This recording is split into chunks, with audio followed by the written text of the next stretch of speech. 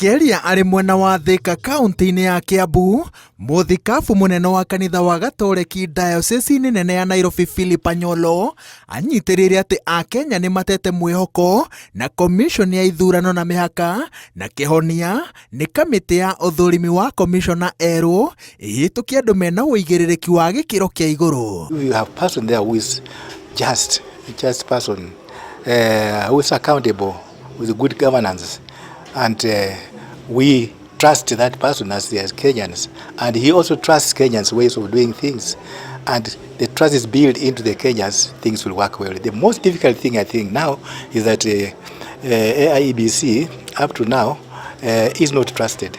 Muthenya wa kerĩ wa ũthũrimi wa arĩa marenda iturwa cia mũikarĩri gĩtĩ na komishona a IEBC, kamĩtĩ ĩrĩa ĩhokeirwo wĩra ũyũ ĩtemanĩirie athũrimwo hakuhĩ othe thitango cia ũcuke iria imacuhĩrĩire, imwe cirĩ o cia gwĩkũĩrwo. I said here and I repeat again, I am a person of high integrity, and I might have happened to be in a place at the wrong time, but that doesn't question my integrity at all. I'll be in a position to assist the Commission to achieve its financial obligations without raising any queries with the Auditor General. And I'm aware that issues have been raised with the Auditor General, but I can be of assistance so that the Commission can get clean reports like the ones which I got when I was an accounting officer. Arĩa mathũrimĩtwo nĩ matarĩirie mĩbango ĩrĩa mekwarĩra gũtigĩrĩra atĩ Akenya nĩ macokia wĩhokeku wao na ikĩro cia ũtabania wa ithurano bũrũri-inĩ. Okay, so let's go back again to the IEBC.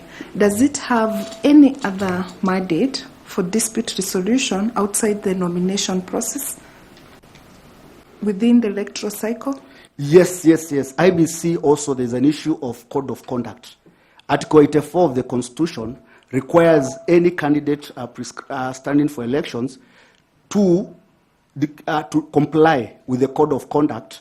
That is the political party and the candidates to comply with the code of conduct prescribed by the IEBC. The use of technology